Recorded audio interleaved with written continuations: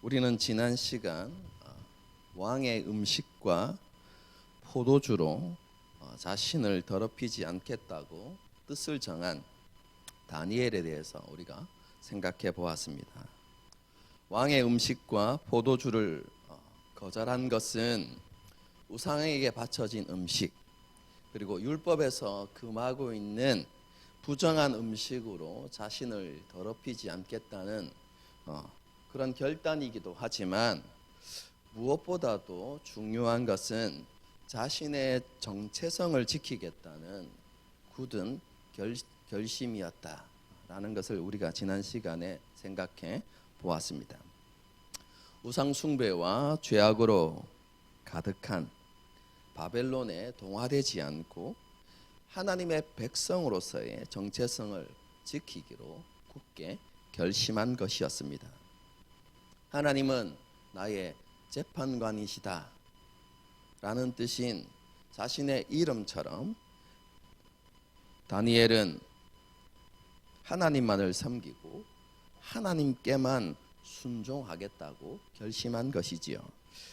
포로 생활이라는 힘들고 어려운 상황은요, 다니엘이 스스로 선택한 것이 아닙니다. 자신이 원한 것도 아니죠. 하지만 그러한 상황을 하나님 때문에 하나님 앞에서 원망하거나 불평한 것이 아니라, 뿐만 아니라 자신이 편안하고 안락한 삶을 살아갈 수 있었음에도 불구하고 그것을 선택한 것이 아니라 자신의 모든 권리를 내려놓았죠. 하나님의 백성으로서 정체성을 지키기 위해서 다니엘은 자신이 누릴 수 있는 모든 특권을 포기했던 것입니다. 불신앙과 유혹으로 가득한 바벨론 땅에서 하나님의 백성답게 사는 삶을 선택한 것이죠. 하나님께서 오늘날 저와 여러분에게 요구하시는 신앙의 모습이 바로 이러한 것이다. 제가 지난 시간에 그렇게 말씀드렸습니다. 점점 타락해가는 세상 속에서 그리스도인의 정체성을 지키며 살아가는 저와 여러분이 되어야 할 것입니다.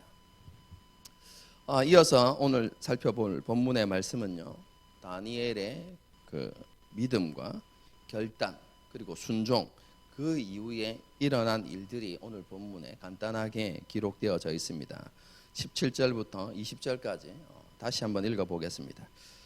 하나님이 이 네 소년에게 학문을 주시고 모든 서적을 깨닫게 하시고 지혜를 주셨으니 다니엘은 또 모든 환상과 꿈을 깨달아 알더라. 왕이 말한 대로 그들을 불러들일 기한이 찼으므로 관관장이 그들을 느부갓네살 앞으로 데리고 가니, 왕이 그들과 말하여 보매 무리 중에 다니엘과 하나냐와 미사엘과 아사랴와 같은 자가 없으므로 그들을 왕 앞에 서게 하고, 왕이 그들에게 모든 일을 묻는 중에 그 지혜와 총명이 온 나라 박수와 술객보다 10배나 나은 줄 아니라. 하나님께서 뜻을 정한 다니엘과 세 친구에게 학문을 주시고 모든 서적을 깨닫게 하시고 지혜를 주셨다, 이렇게 말씀하고 있습니다. 다니엘에게는 환상과 꿈을 해석할 수 있는 지혜까지 주셨습니다. 3년의 교육 과정이 다 마쳐진 이후에 이제 그들은 느부갓네살 앞에 불려가게 됩니다. 면접을 보러 간 것이죠. 오늘날로 이야기하면. 그렇죠? 그렇게 느부갓네살과 이렇게 면접을 보게 되어지는데, 그렇죠? 여러 나라에서 선별된 엘리트 가운데 다니엘과 세 친구가 뛰어났다, 이렇게 성경은 기록하고 있습니다. 느부갓네살이 보기에 다른 엘리트들보다, 그렇죠? 선별되어진 사람들보다 지혜와 그리고 그들의 학문이 10배나 뛰어났다, 이렇게 그렇죠? 기록되어져 있습니다. 여기에서 10배가 뛰어났다라고 이야기하는 것은 정확하게 그렇죠? 지식의 수준을 측정해 가지고 그들의 지식보다 10배가 이게 뛰어났다. 그들이 한 권의 지식을 알고 있으면 그들은 다니엘과 세 친구는 10권의 지식을 알고 있다, 이런 개념이 아니라요. 그렇죠? 열이라는 개념은 그렇죠? 상징적인 의미가 있다고 제가 말씀드렸죠. 열이라는 개념, 숫자가 무엇을 상징한다고요? 많다라는 개념이에요. 그래서 10배가 뛰어났다는 것은 다른 사람과 비교할 수 없을 만큼 그들의 실력과 지혜가 탁월했다, 뛰어났다라는 개념입니다. 느부갓네살은 다니엘과 세 친구의 학문과 지혜가 바벨론의 모든 박수와 술객보다 탁월했다는 것을 알게 되었고, 그래서 그들을 중용하게 되었다라는 것이 오늘 본문의 내용입니다. 어렵지 않죠, 그죠? 여러분, 이 이야기는요, 그리스도인에게 가장 널리 알려진 이야기 가운데 하나입니다. 다니엘서의 전체적인 내용은 잘 몰라도 이 이야기, 하나님께서 10배나 되는 지혜를 주셨다라는 이 이야기, 그리고 풀무불에 던져진 세 친구의 이야기, 그리고 사자굴 속에 던져진 다니엘의 이야기, 이 이야기는 주일학교 때부터 너무너무 자주 들었던 내용이죠. 그래서 많은 그리스도인들이 이 이야기에 대해서 잘 알고 있습니다. 그런데요, 내용에 대해서, 이 이야기의 내용에 대해서는 잘 알고 있지만 이 이야기가 주는 메시지는 놓치거나 혹은 잘못 알고 있는 경우들이 굉장히 많이 있습니다. 한번 제가 말씀을 드려보죠. 여러분, 오늘 이 본문이 주는 메시지, 우리가 어떻게 일반적으로 알고 있죠? 하나님께서 다니엘과 세 친구에게 학문과 지혜를, 그것도 탁월한 학문과 지혜를 주신 이유가 무엇입니까? 그것은 다니엘과 세 친구의 믿음과 순종 때문이었다. 하나님께서 그들의 그러한 믿음과 순종을 보시고, 그 순종 때문에 하나님께서 그들에게 복을 주셨습니다 라는 것이 많은 그리스도인들이 알고 있는 이 본문의 메시지다, 이렇게 생각하죠. 다르게 이야기하면 지혜의 복을 받고 혹은 형통, 성공의 복을 받기 위해서는 어떻게 해요? 순종해야 하고 하나님을 기쁘시게 해야 한다. 한마디로 말하면 다니엘서는 우리에게 성공의 비결을 가르쳐 준다, 이렇게 생각하는 경우들이 종종 있습니다. 그럼 정말로 그럴까요? 지금 제가 여러분에게 말씀드린 이 메시지가 정말로 다니엘서가 주는 메시지고 그것이 성경적이다라고 이렇게 여러분 생각한다면요, 우리는 다른 본문에서 매우 큰 어려움과 난관에 봉착하게 됩니다. 왜 그렇습니까? 하나님 앞에 온전한 순종을 드렸음에도 불구하고 더 큰 환난을 만나게 되어지고, 심지어 순교의 자리에 이르게 되어지는 사람들의 모습을 발견하기 때문에 그렇습니다. 그러면 그런 어려움과 그런 상황을 겪는 사람들을 어떻게 설명해야 될까요? 순종했는데요.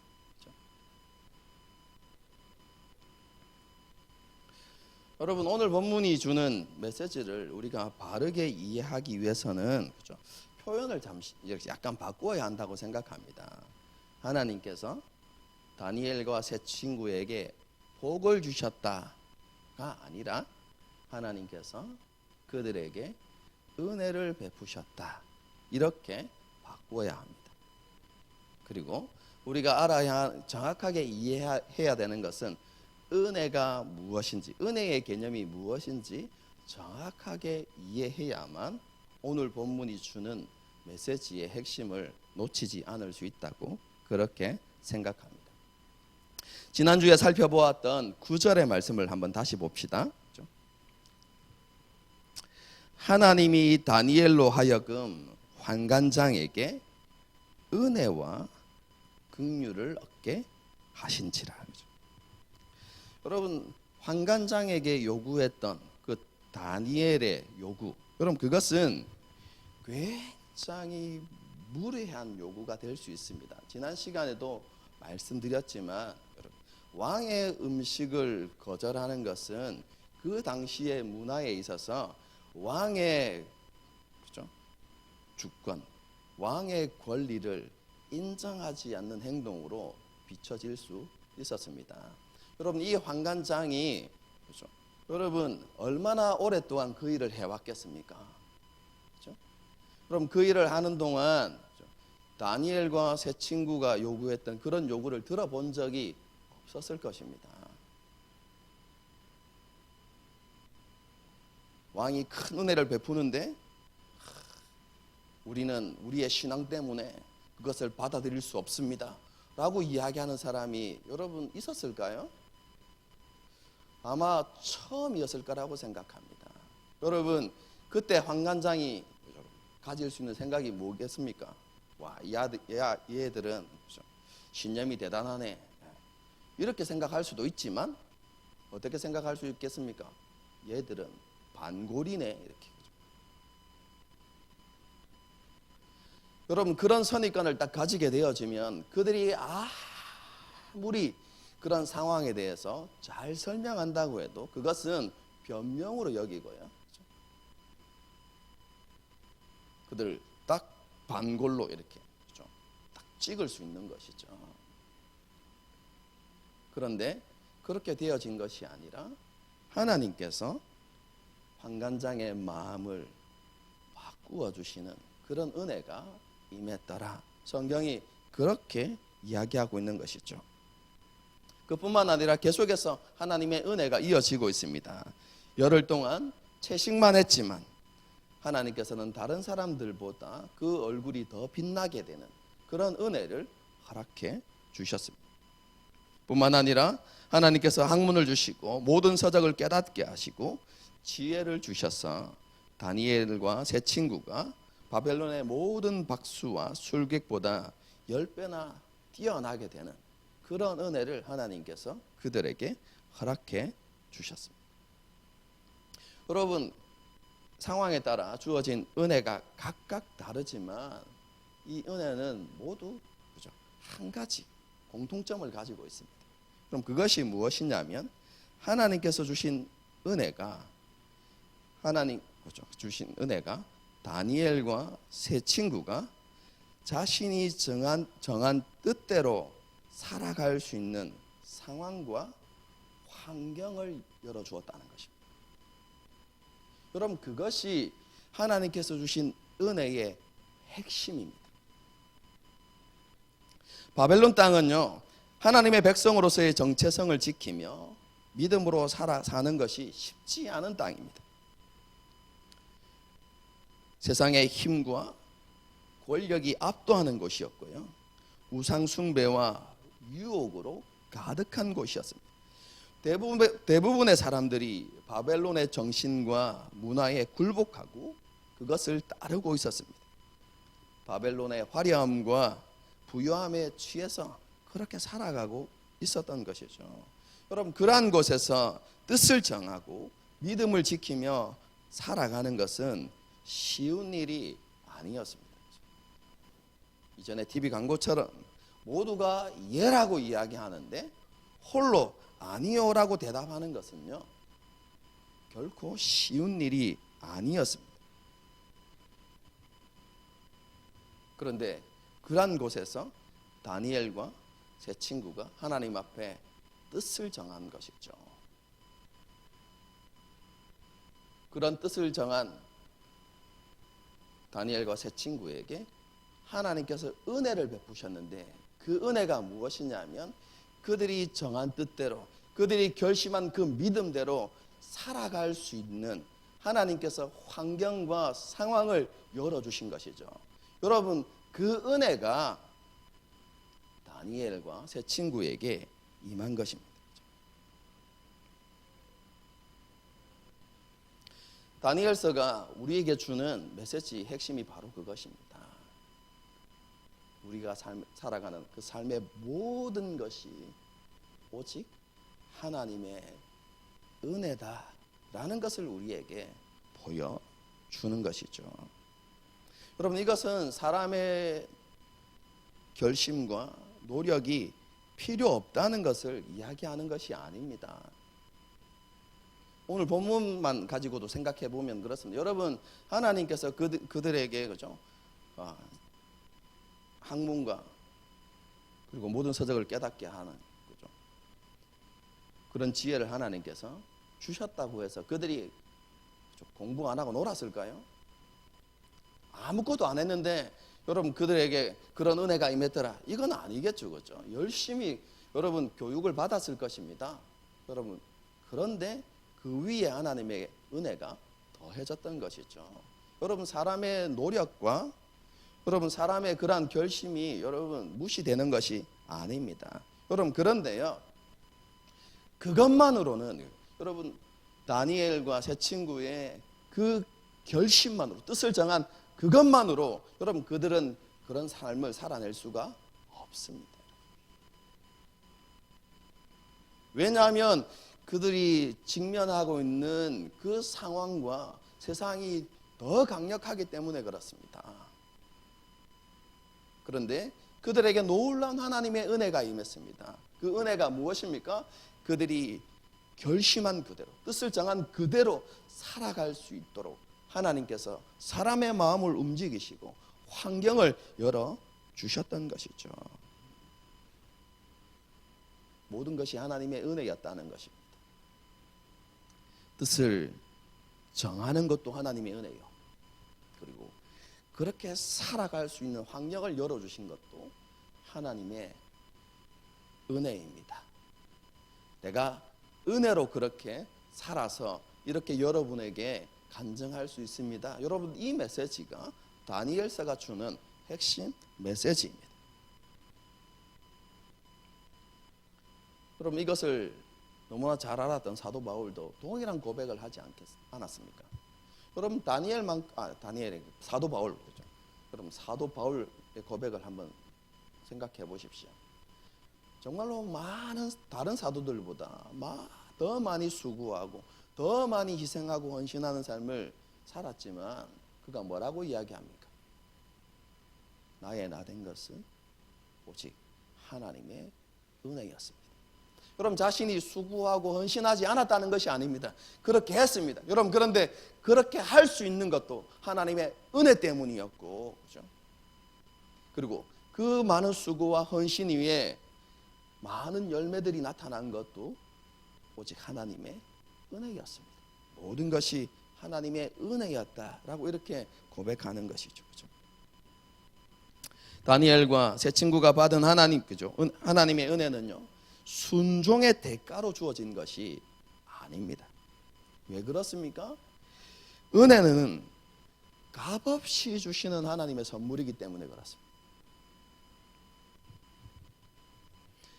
어떤 자격이나 조건이 있어서 주어지는 것은 은혜가 아닙니다. 여러분, 그것을 받을 만한 자격이나 조건이 있다면 그것은 은혜가 아니라 뭡니까? 대가입니다. 대가.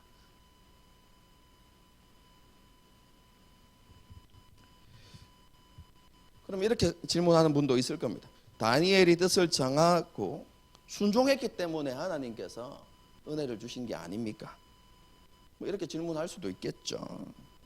여러분, 하지만 분명히 알아야만 합니다.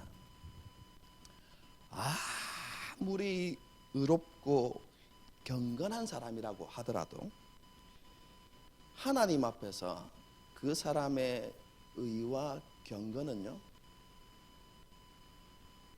누더기와 같은 것입니다.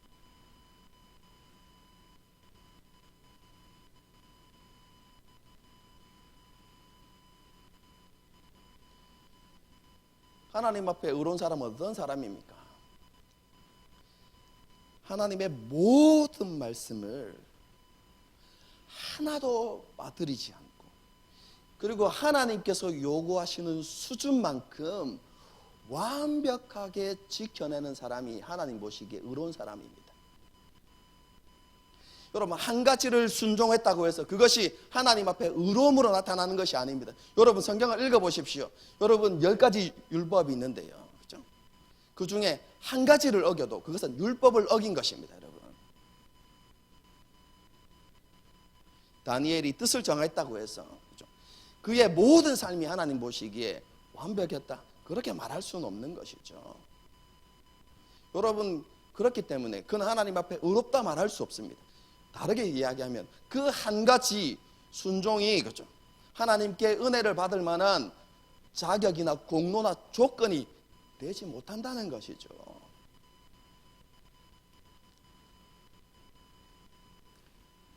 넌 정말로 의롭고 경건하구나, 그래서 내가 너에게 복을 줄 수밖에 없겠구나. 여러분, 그렇게 인정함을 받을 수 있는 분은요, 예수님 한 분밖에 없습니다. 여러분,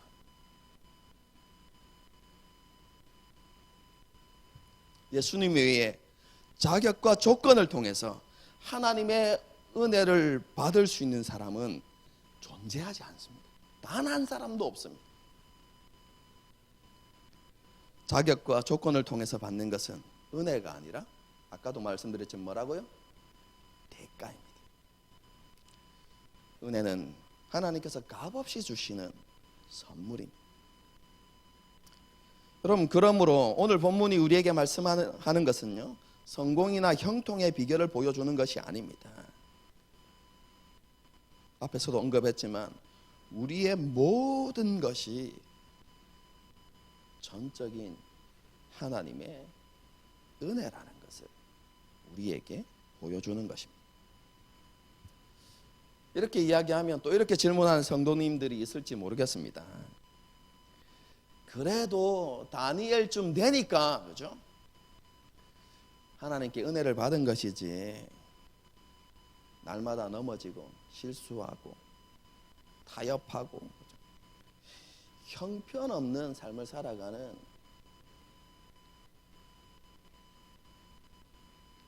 그런 사람은, 그죠? 은혜를 받을 수 없지 않습니까? 그 사람이 은혜를 받을 수 있겠습니까? 뭐 이렇게, 그죠? 질문할 수도 있겠죠. 여러분, 어떻게 생각하십니까?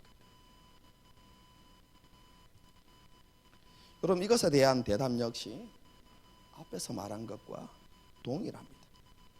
하나님의 은혜는요, 사람의 믿음의 분량이나 순종의 크고 작음에 달려있는 것이 아닙니다.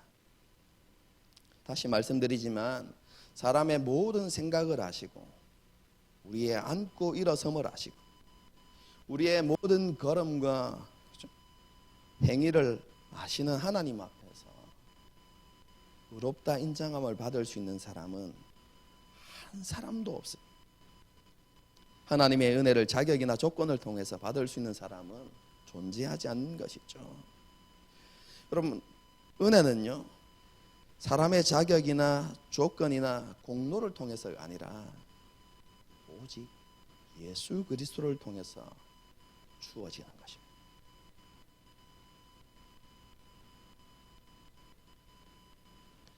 하나님께서요, 우리의 어떠함을 보시고 은혜를 주시는 게 아닙니다. 하나님께서 예수 그리스도를 보시고 우리에게 은혜를 베푸시는 겁니다. 예수 그리스도의 온전한 순종과 그분의 완벽한 의를 보시고, 예수님 때문에, 그리고 예수님을 통해서, 그리고 예수 그리스도 안에서 우리에게 하나님의 은혜가 부어지는 것입니다.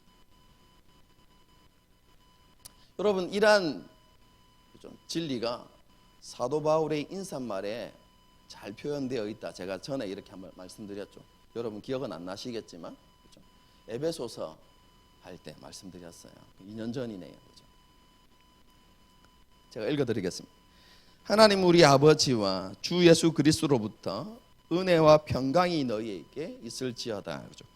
한글 번역은요, 은혜와 평강을 아버지 하나님과 예수 그리스도께서 주시는 것이다, 이렇게 표현되어 있지만, 여러분 원어를 정확하게 해석하면 여러분 그런 구조로 되어 있지 않습니다. 그런 의미가 아닙니다. 하나님께서 은혜를 주시는데요, 누구를 통해서 주시냐면 예수 그리스도를 통해서 은혜를 주신다는 것입니다. 여러분, 그리고 예수 그리스도를 통해서 우리에게 하나님의 은혜가 임할 때 비로소 우리의 삶에 평강이 있는 것입니다. 샬롬이 있다는 것이죠. 그렇죠? 은혜는 우리의 행위를 통해서 받는 것이 아니라 오직 예수님을 통해서 받는 것입니다. 성도 여러분, 만일 자신의 불순종이나 실수나 허물 때문에 하나님 앞에 은혜를 구함에 있어서 여러분 주저함이 생긴다. 이런 내가 하나님 앞에 은혜를 구할 수 있을까? 내가 은혜를 구한다고 해도 하나님께서 우리에게 은혜를 베풀어 주실까? 여러분, 이렇게 생각하는 사람들, 여러분, 그것은 하나님의 은혜가 무엇인지 전혀 모르는 사람이에요.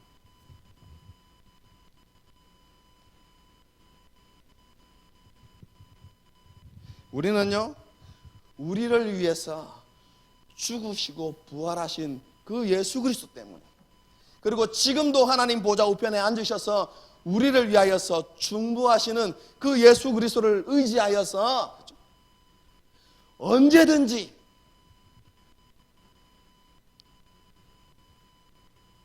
그리고 담대하게 하나님 앞에 은혜를 구할 수 있습니다. 일주일 동안 엉망진창의 삶을 살고 세상과 타협하고, 그죠? 죄와 짝하고, 그죠? 그렇게 살았다 해도, 연약함 때문에 그렇게 살았다고 해도 주일날 여러분들이 이 예배의 자리에 나와서 얼마든지 그리고 담대하게 하나님 앞에 은혜를 구할 수 있습니다. 왜요? 예수 그리스도를 통해서.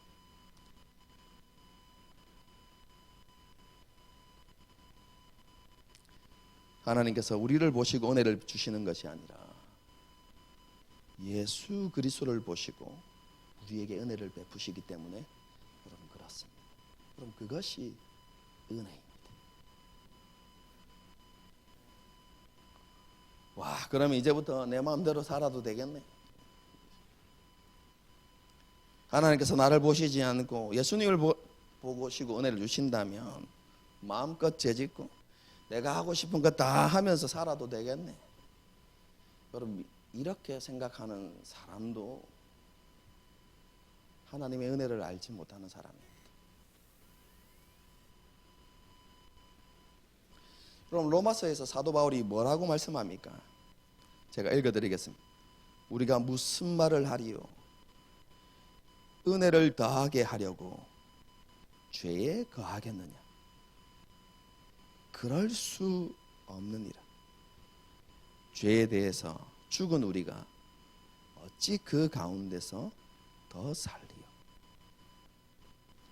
여러분, 예수님을 주님으로 고백하면서도 여전히 죄를 먹고 마시고 자신의 연약함 때문이 아니라 의도적으로 죄를 짓고 죄 안에 거하는 삶을 살아간다면요, 여러분, 그 사람은 은혜를 알지 못하는 사람이에요.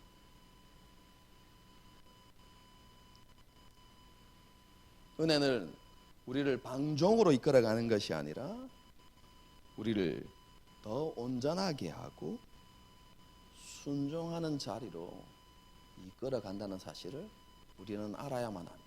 그럼 그것이 진짜 은혜를 깨달은 사람의 모습입니다.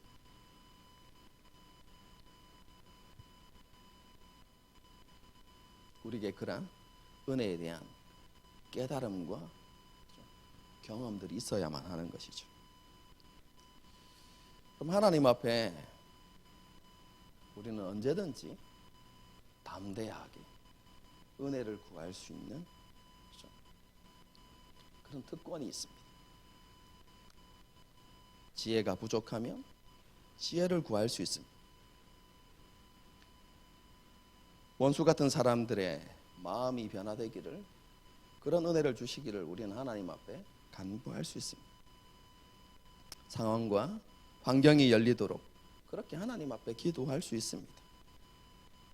우리는 예수 그리스도를 의지하여서 얼마든지 그리고 언제든지 그렇게 하나님 앞에 기도하면서 하나님의 은혜를 구할 수 있습니다.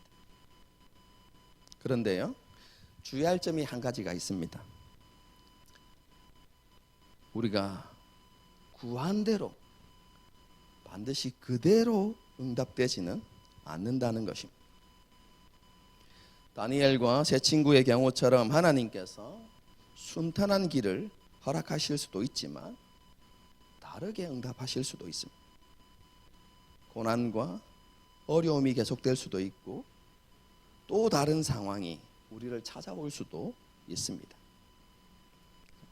우리는 가끔 기도하는 대로 이루어진다는 간증을 듣기도 하지만 이것은 성경적인 가르침이 아닙니다.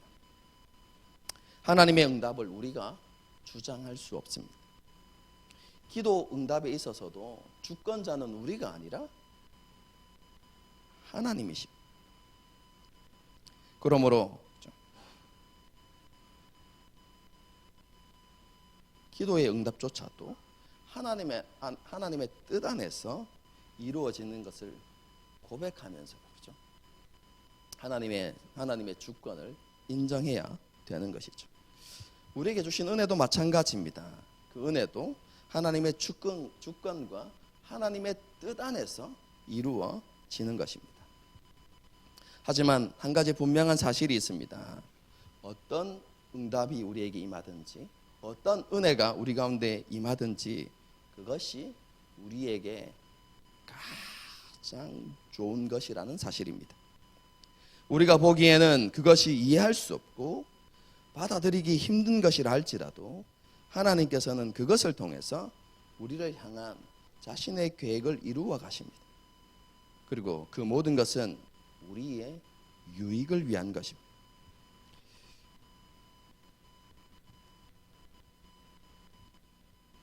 그러므로 우리가 구한 대로 우리에게 은혜가 임하든 우리가 원치 않았던, 우리가 상상하지 못했던, 우리가 의도하지 않았던 그런 은혜가 임하든 모든 상황 속에서 실수하지 않는 하나님을 신뢰하고 그리고 그것을 통해서 우리에게 일하실 하나님을 기대하고 그리고 하나님을 기다리는 믿음이 우리 가운데 필요한 것이죠. 우리는 죄악으로 가득한 세상을 살아가기 때문에 그럼 때때로 불합리한 상황을 만나거나 내가 원치 않았던 고난과 어려움을 만날 수도 있습니다. 우리의 믿음을 도전하고 위협하는 그런 상황에 놓일 수 있는 것이죠. 그럼 그때마다 우리가 해야 되는 것은 하나님 앞에 뜻을 정하고 그리고 하나님의 은혜를 구하는 것입니다. 모든 상황 속에서, 모든 환경 속에서, 그리고 모든 문제 앞에서 우리가 하나님의 백성다운 삶을 살겠다고, 하나님이 기뻐하시는 대로 행하겠다고 뜻을 세우는 것이 중요합니다. 여러분, 그리고 동시에 하나님 앞에 은혜를 구해야만 합니다. 무엇은 은혜를 구해야만 합니까?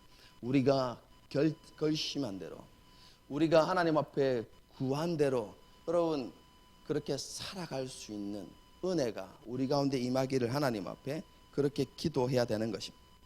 여러분, 그러면요 하나님께서 우리가 구한 대로 그 모든 상황 속에서 우리가 믿음을 따라서 살아갈 수 있는 은혜를 허락해 주십니다. 다니엘과 세 친구의 경우처럼 하나님께서 환경을 바꾸시고 사람의 마음을 바꾸시고, 그렇죠? 하나님께서 그렇게 역사하셔서 믿음을 따라서 살아갈 수 있게도 하십니다. 하지만 그렇지 않은 경우에는 하나님께서 우리의 믿음을 견고케 하시고 우리의 생각과 마음을 붙들어 주셔서 그 상황 앞에 굴복하지 않고 여러분 그 도전 앞에 타협하지 않고 여전히 하나님께서 우리에게 주신 그 믿음을 따라서 살아갈 수 있도록 하나님께서 그런 은혜를 우리 가운데 허락해 주시는 것입니다.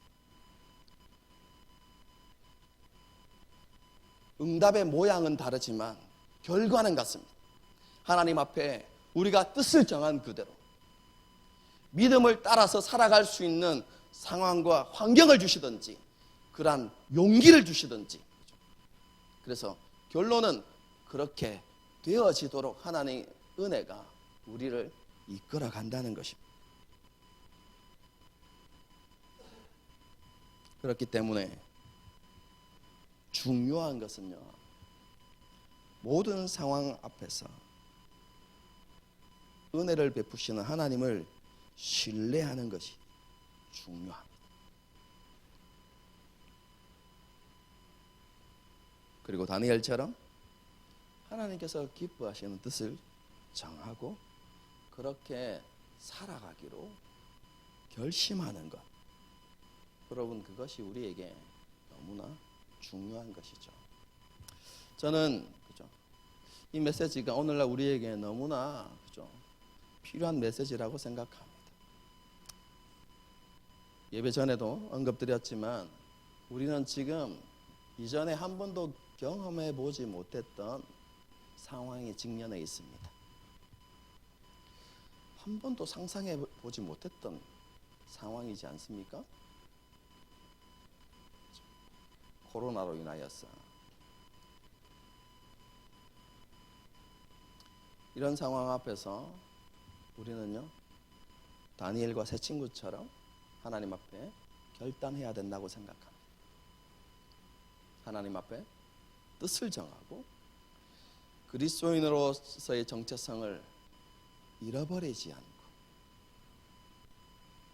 하나님의 뜻을 따라 살겠다는 그런 결단이 우리 가운데 있어야 하고요. 그리고 우리가 결단한 대로 살아갈 수 있는 은혜가 우리 가운데 임하도록 그렇게 기도하는 우리들이 되어야 할 것입니다. 그러면 하나님께서 반드시 우리 가운데 역사해 주실 것입니다. 우리가 구한 것과 동일한 은혜가 우리 가운데 임할 수도 있지만 그렇지 않을 수도 있습니다. 하지만 하나님은 그 모든 것을 통해서 우리를 유익되게 하시고 우리를 향한 하나님의 선을 이루신다는 그런 믿음이 우리 가운데 필요한 것이죠. 그 모든 것이 하나님의 은혜 안에서 이루어지는 것입니다.